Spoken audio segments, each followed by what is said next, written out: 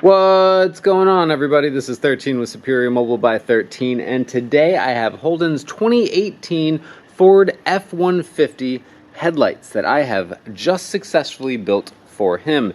It is ironically about 6 months to the day after his initial contact with me, and I want to make sure that this dude is going to get a set of headlights worth waiting for. He was the last new client that I accepted into my build queue, since I have been closed since November to all new business. So everything that I've been doing since then has been for repeat customers or direct referrals. So the intention for this build was to be as simple, clean, stock, and not boisterous as possible. So that is what we accomplished. It's basically that OEM plus phrase that likes to get thrown around so much that doesn't really mean anything anymore. However, we do have an MLED 2.0 projector mounted and installed, oh so clean, super trimmed out.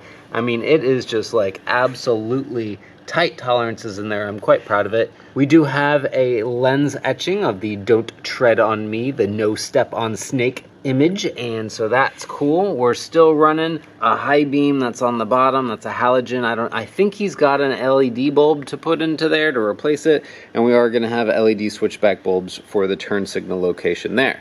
Also worth mentioning is that we, of course, do have the Klearz manufacturing amber replacements, so no more cheese slices in this housing, so it gives it a very nice, clean appearance. Another one of the build requirements, as this is going to be installed by the customer, he wanted to make sure it was as simple and easy and plug and play as possible. Now, generally speaking, the types of builds that I do are not plug and play. They are predominantly plug and play, but you'll still have to do some wire splicing. And if this was a build that I did locally, I would probably have installed it in a slightly different manner, and I would have spliced in wiring outside of the housing. However, I had to come up with a solution in order to make this as easy as possible for this dude, and this is what I did. So the MLED comes out as per the nice little waterproof grommet right in there.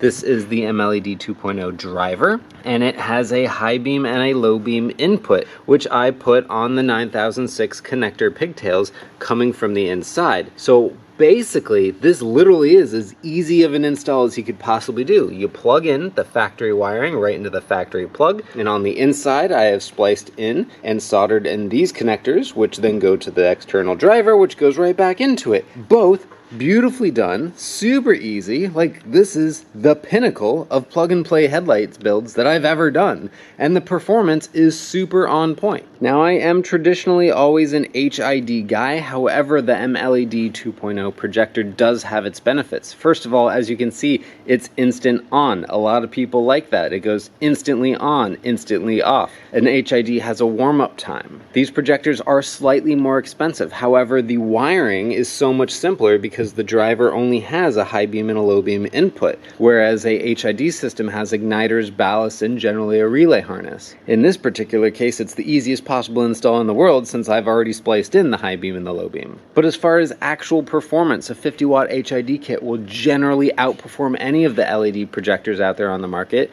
and this one is going to give it a run for the money. So this is the output. It's extremely bright. I mean, this is genuinely a really good setup. If this was an HID system, I'd be proud of it, and as an LED system, I'm super proud of it. This is going to perform extremely well for him.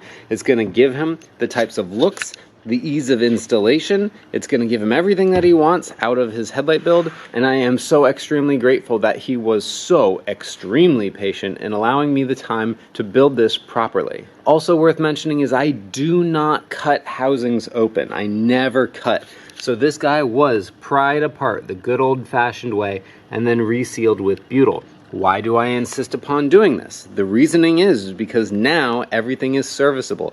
If for any reason I need to go back into the housing, I absolutely can very easily. Maybe he wants to add some features in the future. Maybe we have some problems with a product failing. Who knows? The point of the story is it's the proper way to open up and reseal housings. It's reliable, it's dependable, it's OEM caliber. Is it more labor intensive and is it more expensive? Absolutely. I could take an ultrasound ultrasonic cutter to these all day long and just chop them apart and then plastic weld them together or epoxy them together or whatever, and that'd be a lot easier, but it's just not the style of work that I do. Pricing and product information for this particular build will be in the video description. Every set is custom made to order, so your particular pricing will likely vary. All build inquiries should be emailed to me. I do not conduct business via social media, and you will need to email me to find out whether or not I'm even taking on new clients. As of currently, I am still not open to new business. I'm really proud of these headlights and excited to have them wrapped up after such a long period of time, and just in time for Holden's 30th birthday. So let's all say happy birthday, Holden, and let's hope that your future path may be brightly lit. This is 13 with Superior Mobile by 13. Thank you so much for watching. You have yourselves a wonderful day. I'll talk to you later. See you.